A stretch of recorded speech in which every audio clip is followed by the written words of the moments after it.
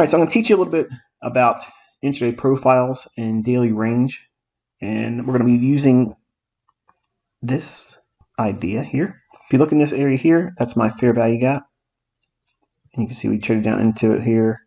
Then today, one more time, we traded down into it, left these relative equal lows in place, and then started to move higher. I took everybody's attention to previous day's high and this high here. And if this continues to go higher, I mentioned this before, I can't recall what video, but I know I mentioned it in here. This is where we could potentially draw up to for an intermediate term target or objective. All right, here's the hourly chart. You can see how we did not take these relative equal lows out. I wanted to see it go down there. That's what I was looking for, to see it, try to draw it into that. It didn't do it. It did not give a setup either based on the model I'm teaching you. So I used the intraday volatility and the framework to kind of like teach it today a little bit more about bias, how to change gears with your bias, how to also manage your bias. Okay, so initially in the beginning of the morning, I was looking for a potential run to 40.70. It gave an opportunity to tape read, quote unquote, paper trade, or even demo using the draw on liquidity, but the model itself didn't materialize. The main takeaways before I get into it is this. What did I do and how do I go about abandoning a specific bias? How do I change gears if it is applicable? Sometimes it's not applicable to reverse. It just means move to the sidelines and just say, I'm not going to do anything. And what are the characteristics that would lead to a bias that is changed? And how do you use that logic going forward? And how to navigate the New York lunch hour. Okay, so we're going to tackle those topics in this video. All right, so notice that we had this low here taken with this run. Then this low was taken with this run. And this low was taken with that run. So notice what we were seeing. We were seeing multiple lows get taken, and then the market reverses while offering really no high probability shorting opportunity. The 40.70 level never got tagged. Liquidity left in place. Okay. Previous day's high, which is here, that high was not traded to. So we have a high of 41.68 and a quarter, and then we have a fair value gap over here. So you have two premium arrays that may be a draw on liquidity that takes us up in here and maybe even run above these relative equal highs. All right, on the 15-minute time frame, you can see how we just kept going lower than the previous lows. And then finally we had a run higher. So we had a short-term shift in market structure relative to the 15-minute time frame. Remember, that's our bellwether chart. So it runs higher, creates a fair value gap in here, and trades down into it here. And then what makes it a fair value gap is the fact that it's coming down into this area here, or inside this area here, or this area here, or this area here. So they're all fair value gaps. It's a fair value to buy it if you're bullish. But what I'm teaching you is, where's the market likely to go to? Okay. I'm not trying to teach you entry patterns with a importance that getting in a specific price level is the most important factor. I'm teaching you how to determine where the market's likely to go to next. Where's that draw on liquidity? Now, there's a lot of different ways that is calculated on an institutional level, okay, and how it's determined. It's not buying and selling pressure. What is narrative? Narrative is the understanding of what price should do, why, and what things will it encounter to prove that the narrative that you are assuming is in place is in fact underway. Now, that's a mouthful. I'm sure most of you probably didn't get much out of that, but I'm going to break it down for you. I was looking for 40.70 today to see if it can get down outside the range of that daily fair value gap. And we failed to do so. And then the market shifted higher. Now, the whole time I'm looking at the market, it's not giving me any kind of short. I'm not comfortable taking any kind of short. And all of a sudden the market does this. Okay, no panic. No, I'm missing a move. No, calling somebody else or reaching out to somebody on a social media platform and ask them, what do you think's happening? I don't worry about anybody else's opinion. You shouldn't worry about anybody else's opinion either. You're going to learn how to trust yourself.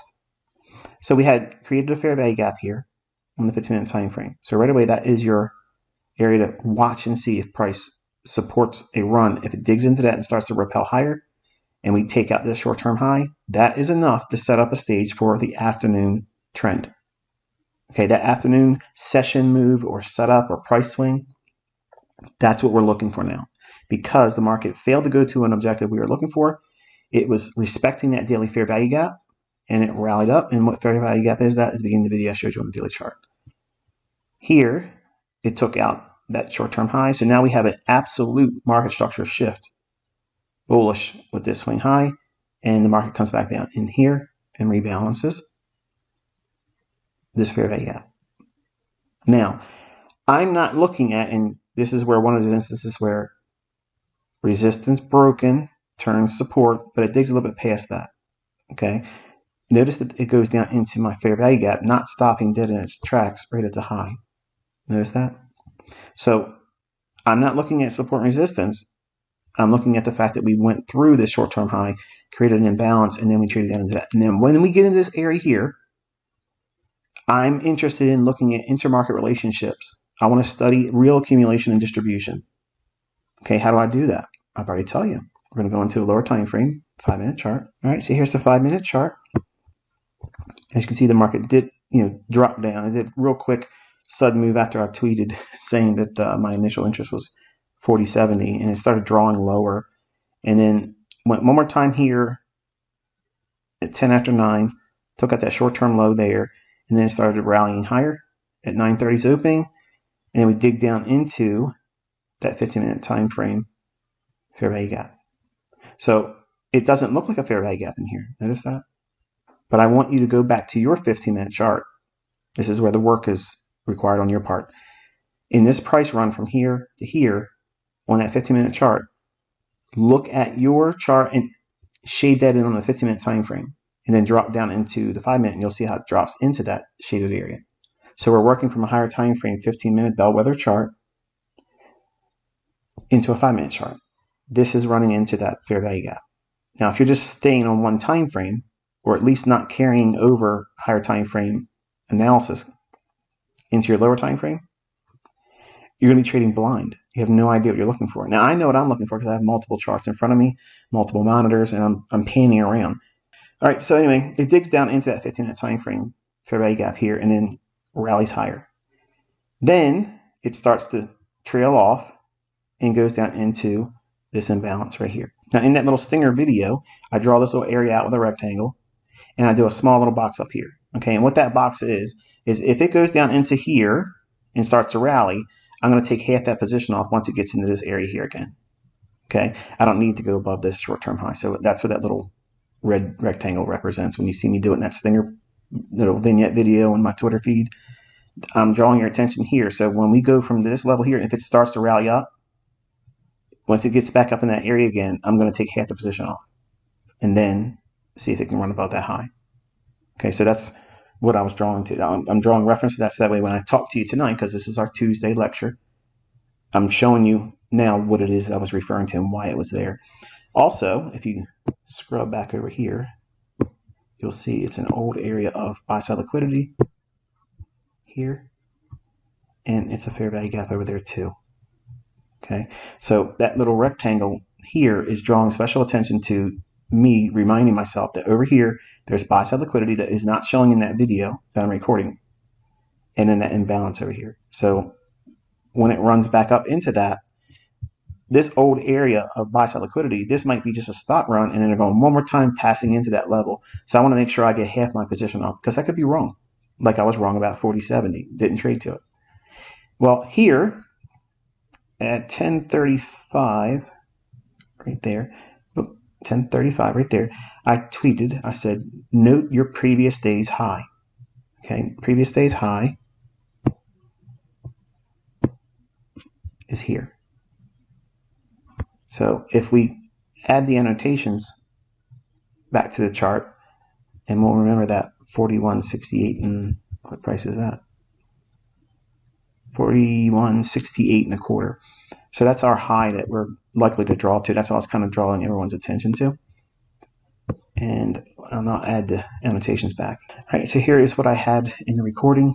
I shaded this area in here. It was like a shaded box. I just drew these really prominent lines here so that we can recall that's the fair value gap that I showed in that little vignette video.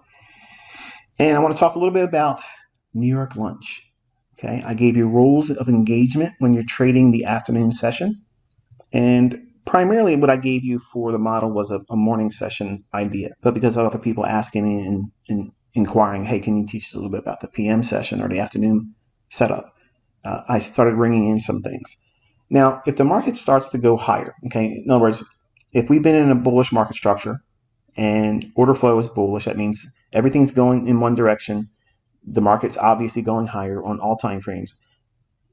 Then that's an easy trading scenario. But we're inside that little trading range area on the daily chart. Last few days, or a week or so, it's just been hanging around that smaller range. So you have to know what you're doing, or you're going to get caught up. So initially, I wanted that 40.70 level. We failed to go outside the shaded area here. That's that daily fair value gap. So I've added it here for your edification. Notice that these lows here, this is lower than that one. Why is that important? Why am I drawing a distinction between those two? Well, if you go and you add your NASDAQ chart overlay, you'll see that this is a divergence. So even the S&P was relatively stronger than that of the NASDAQ. NASDAQ made a lower low here, okay?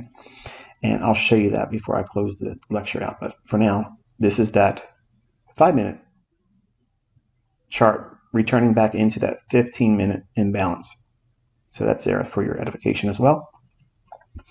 This is the opening price at midnight. That's what that level is. Now I teach if we're bullish, we want to be buying at or close to the opening price. Okay. Now here's one of those advanced ICT things. Okay. If you know that the market is likely to go down to go up, then you can wait for price to give you this type of setup right here, where it goes down, shift in market structure, come back down into a 15-minute time frame fair value gap. This is intraday or day trading. It is not the model I gave you where it is a scalp. Essentially, that's what that is. The model I've provided for you for this YouTube channel is a scalping model. That's exactly what it is. But if you're going to day trade daily range, you're going to be using the 15 and 5-minute chart. And there it is. Now, you can use that model that I gave you for entries and scalping. You can use that as your entry criteria, but with the logic and narrative that you're going to be trading the daily range. Okay. So if we're bullish, I teach and I have taught on this YouTube channel multiple times. My Power 3 concept is if we're bullish, we're going to be looking for the opening price at midnight. It's going to drop down, create the low of the day. It's forming it at 9:10 New York local time. It rallies up, shift in market structure. So it doesn't give me my objective, but it gives me these clues here. Now, the whole time I'm not tweeting to you. I'm studying price. I'm working with my son, and I'm measuring all these things. Because last word I gave on Twitter was I was looking for 40.70. No problem. No trade either. But I mentioned that there was no setup. There's nothing going on. And then the market rallies up. Okay. What I was looking for, it didn't reach it, and it didn't give me a setup. Did I lose any money? Did I take any kind of a painful ego twist to my arm? No. Was I wrong in the public eye? Well, some of you may think that because it didn't go to 40.70. But if I'm looking for something to deliver and it doesn't give me a setup, last time I checked, if you don't put a trade on, did you lose? No. If you put some skin in the race and you tell the public what you think is going to happen and it doesn't happen, do you lose? Well, it depends on what your audience's mentality is. If they're looking for face value, yeah, I was wrong about 40.70. You hear that? ICT didn't get something he thought. 4070 didn't print. No problem. I don't need to be right. The S&T divergence here in the higher low versus the lower low in NASDAQ comparably. And then we have that shift in market structure. We trade back down into the 15-minute fair value gap here, and then we rally once more. Once I saw that, then I'm good to go. I'm waiting for the afternoon setup. But now watch what's happening. The market rallies up, falls short of 41.40. That was another level I gave in that little stinger video on my Twitter feed. So I'm going to count you to go over and check that out. And then it drops down into the fair value gap, starts to rally, but look what it does. It leaves these smooth relative equal highs. And then does what? Drops once more below that short-term low. Now, think about what I've given you in your notes as it relates to trading the PM or afternoon session. If you're bullish, generally what will happen is the market has ran higher in the morning, then it consolidates into the lunch hour. Then after the lunch hour, it'll drop down and sweep the sell stops or below some short-term low or the lows made in lunch. Okay? Now watch what this does here. It creates a low ahead of the lunch hour at noon. Then it drops down into the fair value gap. Is that not doing what I gave you in terms of the rules of what liquidity is doing in the afternoon, post New York lunch, when we're bullish? Yes. What's different? It's not consolidating. You see that? Is this a consolidation? No, it's a retracement. So if you can identify an area where it's likely to retrace, and some of you asked on the Twitter feed, why am I measuring from here to get this versus this here to here? Well, you have to ring in what I'm trying to do. I'm trading the daily range. I'm trying to get the majority or the lion's portion of the daily range. So because I'm doing that, I'm factoring in that midnight opening price.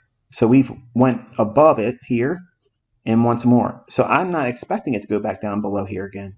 So to refer to this low now, again, is pointless. I'm going to use this one here for market structure. So market structure, swing low here to swing high, that's my dealing range. So that's why I outlined that one here. Okay.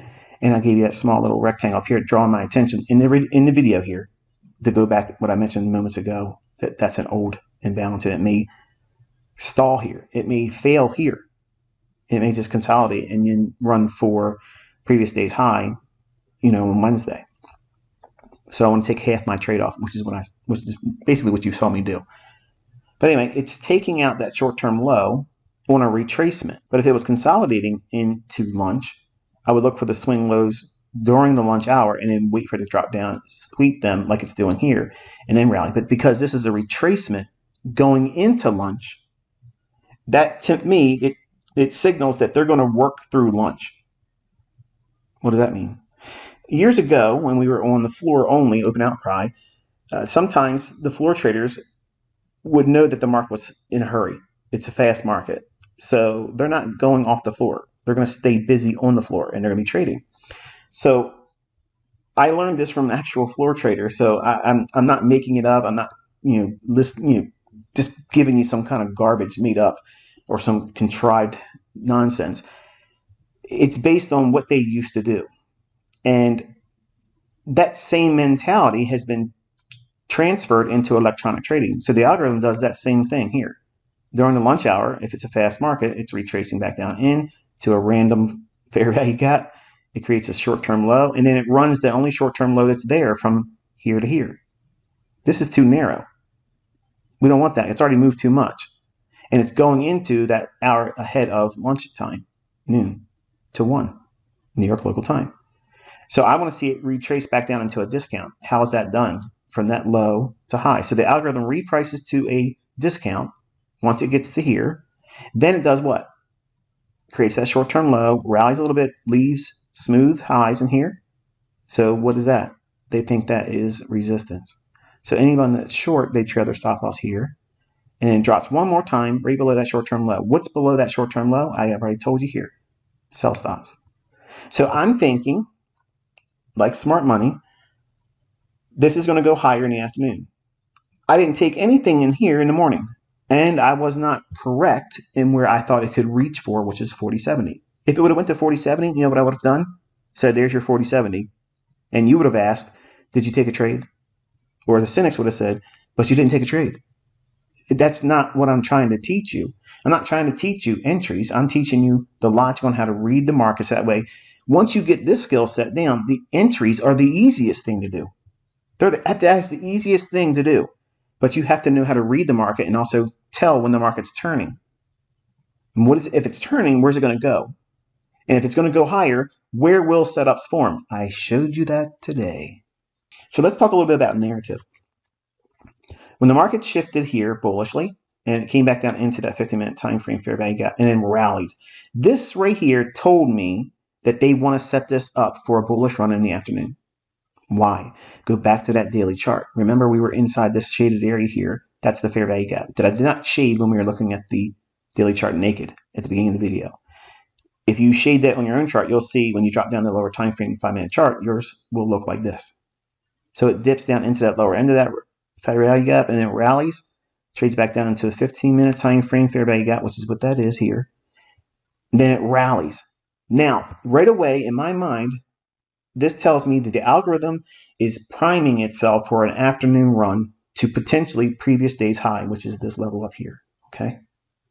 So from here, right when it crossed over here, I'm thinking, okay, it could potentially be running previous day's high. I don't know it yet.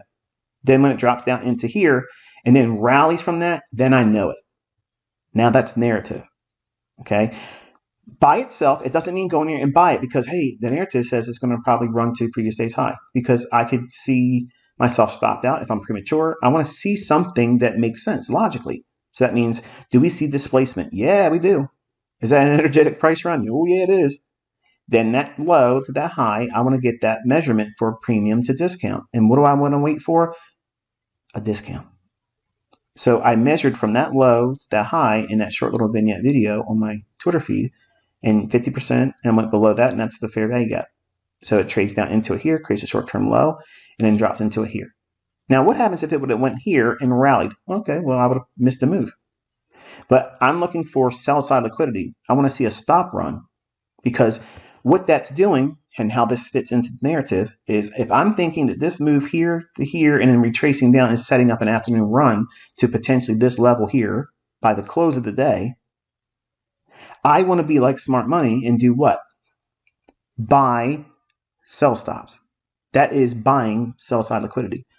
My order, as it's underneath here, I fill right here. I'm buying it on this candle right there. I know you probably don't believe me. I'm going to show you the candlesticks in a minute. But I drop down into it. I go long there, and then I wait for it to rally up. So it starts to rally up. And it consolidates a little bit in here, and then starts to almost come out above this high. And it creates a small little consolidation and then pumps it through the old high and the 4140 level. Creates a short-term high, rallies once more. I'll draw a line on here because I want to see if price can be supported by that down close candle. That's an order block. It trades through it. And once it did that, I nixed the trade. Okay.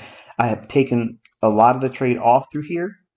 And I'm also in an environment still inside that daily range of multiple days on the daily chart where it might not go to previous day's high today.